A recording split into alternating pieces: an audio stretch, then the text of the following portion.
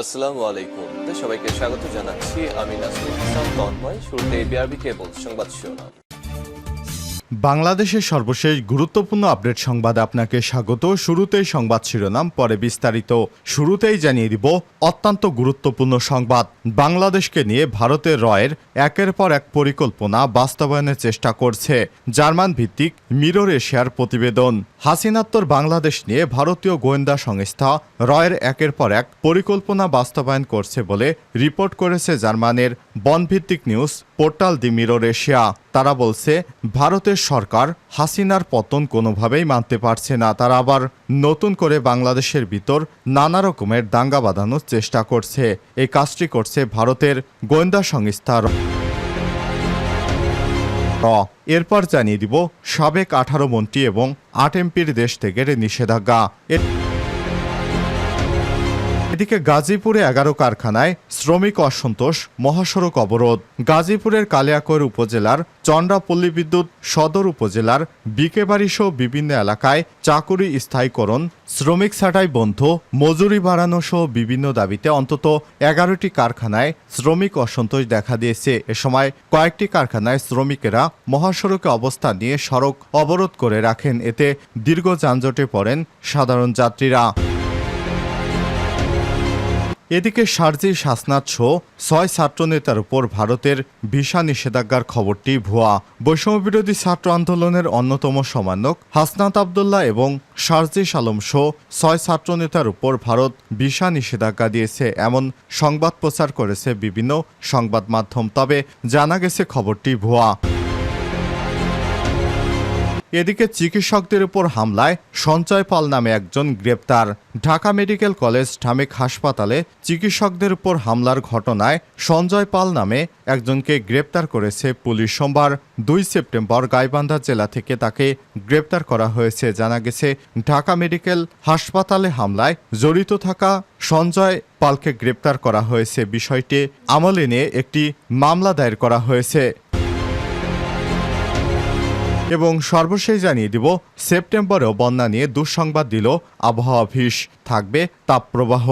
বন্যা যেন কোনোভাবেই বাংলাদেশকে ছাড়ছে না।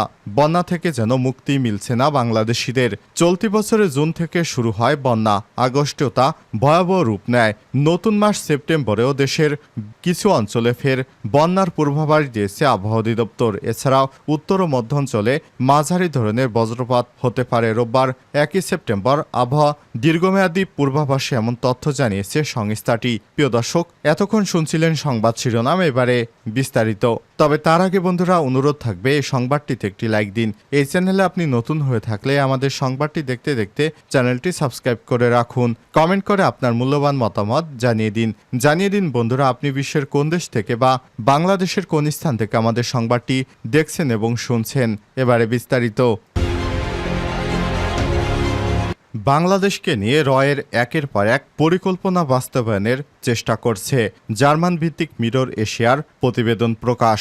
হাসিনাত্তর বাংলাদেশ নিয়ে ভারতীয় গোয়েন্দা সংস্থা রয়ের একের পর এক পরিকল্পনা বাস্তবায়ন করছে বলে রিপোর্ট করেছে জার্মান ভিত্তিক news portal the Mirror Asia. পত্রিকাটির প্রতিবেদনে বলা হয়েছে, বাংলাদেশকে নিয়ে ভারতের প্রথম প্রজেক্ট 1 সেপ্টেম্বর থেকে 30 নভেম্বর পর্যন্ত সময়ের জন্য। এই প্রজেক্টের উদ্দেশ্য হল বামপন্থীদের মাধ্যমে ডক্টর ইউনূসের সরকারের উপর হেফাজত শিবির এবং হিজবুত তাহরির ভর করে এমন বয়ান হাজির করানো। সেই সাথে রয়ের সাথে দীর্ঘদিন যোগাযোগ রয়েছে হেফাজত ইসলামের এমন অংশদের বোঝানো যে ডক্টর ইউনূস সুদখোর, তিনি মার্কিন এজেন্ট, কোনোভাবেই ভালো মুসলিম নন। কিছুদিন গেলে এই সরকার সমকামীদের অধিকারকে স্বীকৃতি দিতে পারে। তাই এই গ্রুপকে জামাতের সাথে ধর্মভিত্তিক দলগুলোর ঐক্য না যাওয়ার জন্য নির্দেশনা দেওয়া হয়েছে।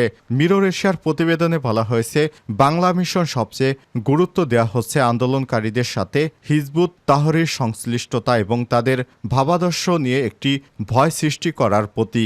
দ্য মিরর এশিয়া উল্লেখ করে বলেছে, ইতিমধ্যে মার্কিন সাম্রাজ্য বিরোধী 3 জন বামপন্থী সাবেক ছাত্রনেতার সাথে পশ্চিম বাংলায় দিল্লিতে কর্মরত একজন বাংলা সাংবাদিক দীর্ঘ সময় কথা বলেছেন। প্রতিবেদনে বলা হয়েছে, এই মুহূর্তে ভারতের অগ্রাধিকার হল তরুণদের কোনো দল গঠনের সুযোগ না দিয়ে বর্তমান সরকারকে নভেম্বর ডিসেম্বরের মধ্যে হিজবুত তাহরির ও শিবির প্রভাবিত সরকার বলে চিহ্নিত করে একটা অস্থিরতা সৃষ্টি করা। অন্যদিকে নির্বাচনের পরিবেশের কথা বলে আগামী 6 মাসের মধ্যে আওয়ামী লীগকে প্রকাশ্যে রাজনীতিতে নিয়ে আসা। মিরর এশিয়ার প্রতিবেদনে বলা হয়েছে, ইতিমধ্যে রয়ের মধ্যে একটি গ্রুপ করা হয়েছে বাংলা মিশন সম্পন্ন করার জন্য।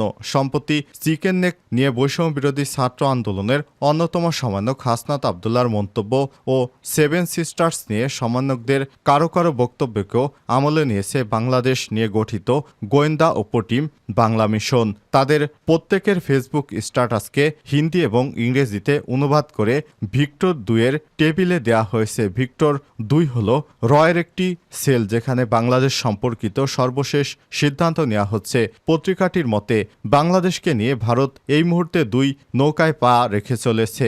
ঢাকার নতুন সরকার এবং আন্দোলনকারী শিক্ষার্থীদের গতিবিধি নজরদারি পাশাপাশি বিএনপি এবং জাতীয় পার্টির সাথে যোগাযোগ রক্ষা করার জন্য কূটনৈতিক নির্দেশ দেওয়া হয়েছে।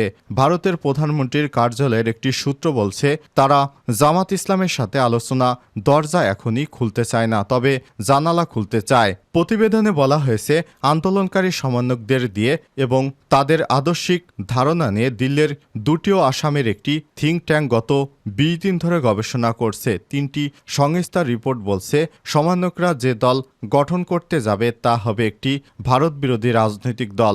বামপন্থী বৈপ্লবিক ধারণা তারা পোষণ করলেও তাদের সাথে ধর্মের বিরোধ থাকবে না। এই আদর্শের ফলে মূলত দেশের বামপন্থীদের রাজনৈতিক স্পেস একেবারে শূন্য হয়ে যাবে বলে উল্লেখ করেছেন গবেষকেরা। ফলে তারা বামদের সাথে তরুণদের একটা দ্বন্দ্ব তৈরি হবে বলে ধারণা করছেন। সে চিন্তার থেকেই বামপন্থী ছাত্র নেতাদের সাথে যোগাযোগ করছে। এছাড়া সম্প্রতি হয়ে যা গণ অভ্যুত্থানে তারা একটি দার্শনিক এবং ঐতিহাসিক ভিত্তি দিতে চাইলে বাংলাদেশের জাতীয় ইতিহাসে মুক্তিযুদ্ধের একচ্ছত্র বয়ান ক্ষুণ্ণ হবে বলে মনে করছেন তারা, যা ঢাকায় ভারতের সফট পাওয়ারকে দুর্বল করে দিবে। এই গণ অভ্যুত্থানের চেতনাকে বৃহত্তর পরিসরে গ্রহণ করা হলে রয়ের দ্বিতীয় পরিকল্পনা রিসেটেল আওয়ামী লীগ 2025 খুব কঠিন হয়ে যাবে।